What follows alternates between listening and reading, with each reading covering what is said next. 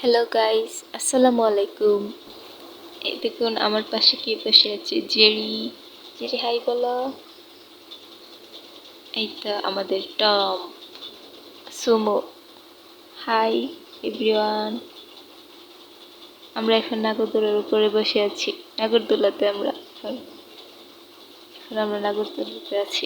বাইরেটা আপনাদেরকে একটু দেখাচ্ছি, দেখুন।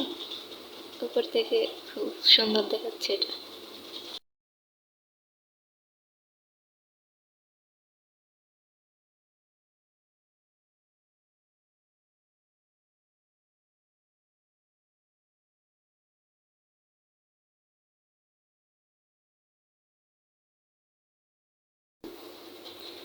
এখান থেকে লঞ্চগুলো দেখা যাচ্ছে।